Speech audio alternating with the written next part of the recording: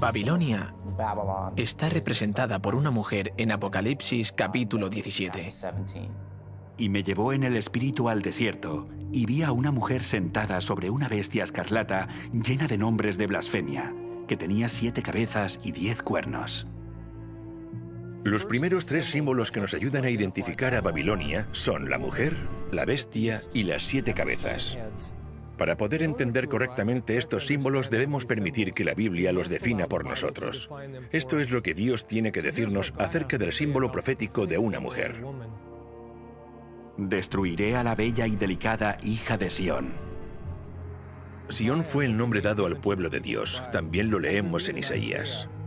Y diciendo a Sión, pueblo mío eres tú.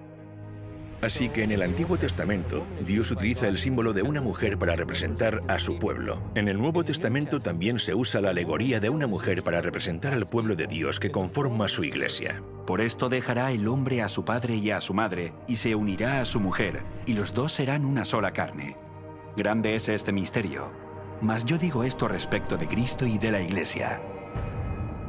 En el libro de Apocalipsis aparecen 2 mujeres. Una es una virgen vestida de blanco que representa la iglesia de Dios, y la otra mujer se llama Babilonia y es una ramera, lo que significa que representa una iglesia falsa. Está sentada sobre una bestia.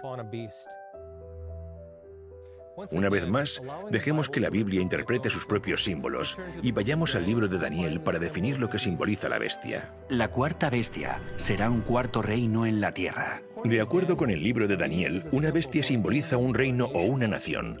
Como la Biblia utiliza a una mujer como un símbolo de una iglesia y a la bestia como símbolo de una nación, entonces la imagen de una mujer sentada sobre una bestia simboliza a una iglesia que controla una nación o un reino.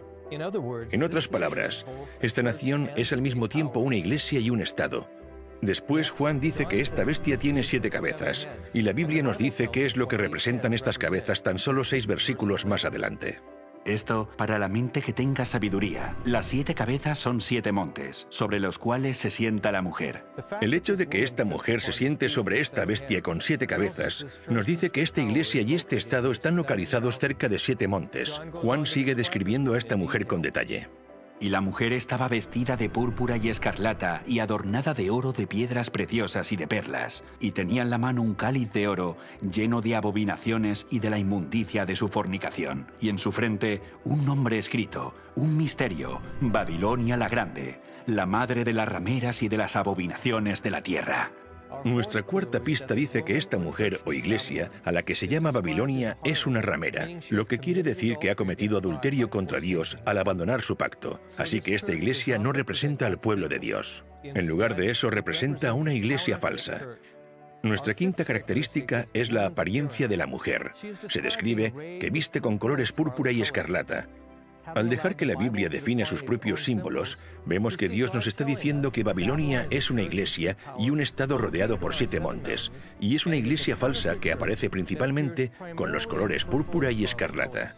Solo existe una iglesia que encaje perfectamente con esta descripción, la Iglesia Católica, también conocida como el Papado. Investiguemos ahora las evidencias que confirman esta conclusión. La Ciudad del Vaticano es la única iglesia y nación de Estado en el mundo. Es conocida como la Ciudad de los 7 Montes y sus colores principales son el púrpura y el escarlata.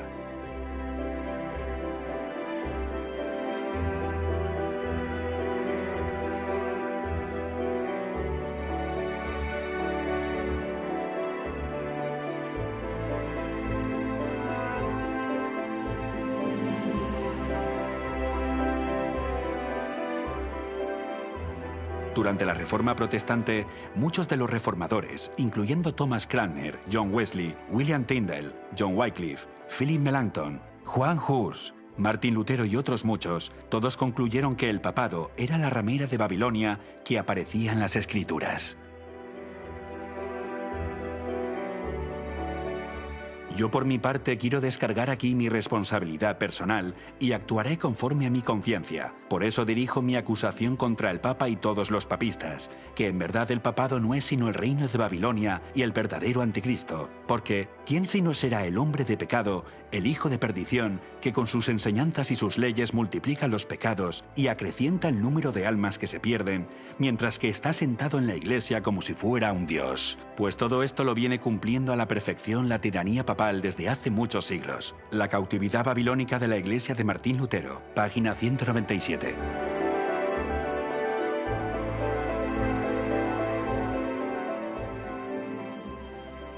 El mensaje del segundo ángel es una advertencia contra el vino de Babilonia y la influencia tóxica de sus falsas doctrinas que han engañado al mundo entero.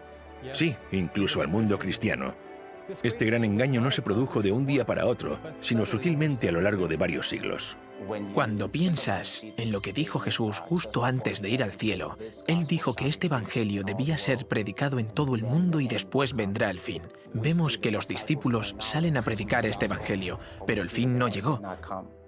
Yo creo que la razón es porque el evangelio se contaminó y comenzó a esparcirse por todo el mundo un evangelio diferente. En la segunda parte de esta serie, vimos cómo el santuario nos revela el Evangelio eterno y el pacto eterno, pero ahora veremos una profecía en el libro de Daniel donde se ataca al santuario. Esto es exactamente lo que aquí se está describiendo, un ataque al Evangelio y al pacto, reemplazándolo por un pacto falso. En Daniel capítulo 8, la Biblia habla sobre el poder de este cuerno pequeño que contaminaría el santuario.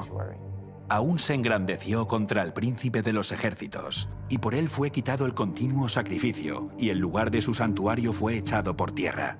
Y a causa de la prevaricación le fue entregado el ejército junto con el continuo sacrificio, y echó por tierra la verdad, e hizo cuanto quiso y prosperó. Cuando estudias la secuencia del capítulo, no hay duda de que el cuerno pequeño está hablando del papado católico.